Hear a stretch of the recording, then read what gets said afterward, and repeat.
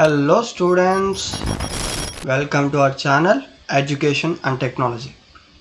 ఈరోజు మనం 10th తర్వాత ఏం చేయాలో మాట్లాడుకుందాం.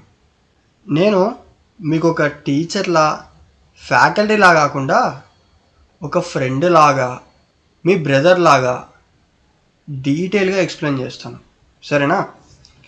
మనం చాలామంది 10th తర్వాత ఏం చేయాలో డౌట్, అవునా? డౌట్ ఉంటుంది చాలామందికి, ఏం చేయాలి. బట్ 10th తర్వాత నేనైతే డిప్లొమా చేశాను. డిప్లొమా చేసి బీటెక్ చేశాను. కానీ నేను ఇక్కడ డిప్లొమా ఎందుకు జాయిన్ అయినా తెలుసా? చెప్తాను. మనం చాలామంది ఏం చేయాలి అనే ఆలోచన ఉండదు ఫస్ట్, కానీ ఈ వీడియోలో నేను చెప్పేదాన్ని బట్టి మీకు ఒక ఆలోచన వస్తుంది. ఏం చేయాలో మీరే డిసైడ్ చేసుకోండి, సరేనా? ఫస్ట్లీ మీకు మ్యాథ్స్ అంటే చాలా ఇష్టం అండ్ తొందరగా జాబ్ రావాలి. తొందరగా అంటే ఒక 2-3 years or 3-4 years, okay, job రావాలి. అప్పుడు ఇంటర్ తీసుకోకండి, direct diploma or polytechnic. Diploma అన్నా ఒకటే, పాలిటెక్నిక్ అన్నా ఒకటే, ఓకే. మీరు డిప్లొమా పాలిటెక్నిక్ తీసుకుంటే 3.5 ఆర్ 3 yearsలో మీరైతే జాబ్ కొట్టేయచ్చు, ఓకే. ఎందుకు ఇలా చెప్తున్నానంటే డిప్లొమా తర్వాత జాబ్ ఓపెనింగ్స్ అనేవి చాలా ఉంటాయి. లైక్ కోర్ సైడ్ అయినా, మీరు ఒకవేళ కంప్యూటర్స్ తీసుకున్నారనుకోండి సాఫ్ట్వేర్ జాబ్లో అలా ఉంటాయి. లేదు నేను ఎలక్ట్రానిక్స్ ఆర్ ఎలక్ట్రికల్ తీసుకున్నాను అనుకోండి, మీకు కోర్ సైడ్ జాబ్స్ ఎక్కువ ఉంటాయి. సో మీరు డిప్లొమా తీసుకోండి. లేదు నేను డిసైడ్ చేసుకోలేదు, ఇంకా ఫ్యూచర్లో డిసైడ్ చేసుకుంటాను అంటే మీరు ఖచ్చితంగా ఇంటర్ తీసుకోండి, ఓకే.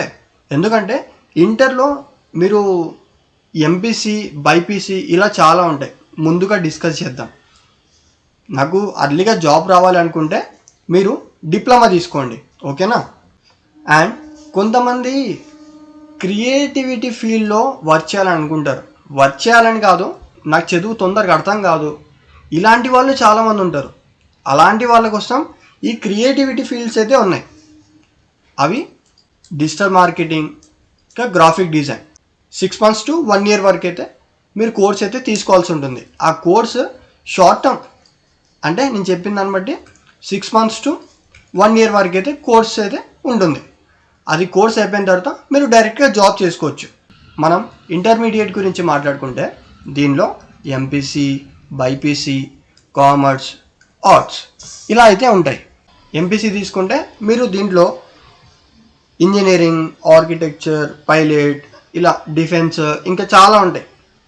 ఈ ఫ్యూచర్లో మీరు ఇంటర్ తర్వాత చేసుకోవచ్చు అనమాట.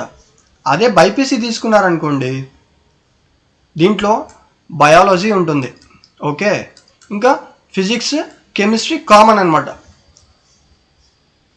ఇది మీరు ఒకవేళ ఎంబీబీఎస్, ఫార్మసీ, ఇంకా నర్సింగ్ చేయాలనుకుంటే బైపీసీ తీసుకోండి, ఓకేనా?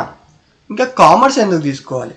కామర్స్ అంటే లైక్ అకౌంట్స్, ఇంకా బిజినెస్, ఇంకా ఎకనామిక్స్, ఈ సబ్జెక్ట్స్ అయితే ఇంట్లో ఉంటాయి. ఇది మీరు ఎందుకు తీసుకోవాలి అనుకుంటే సిఏ అంటే చార్టెడ్ అకౌంటెంట్, ఇంకా బ్యాంకింగ్ సెక్టార్లో వర్క్ చేయాలనుకుంటే, ఇంకా ఎంబీఏ, ఇంకా బిజినెస్ సైడ్ వెళ్ళాలనుకుంటే కూడా ఇలా కామర్స్ తీసుకోవచ్చు. Next arts. ఆర్ట్స్ ఎందుకు?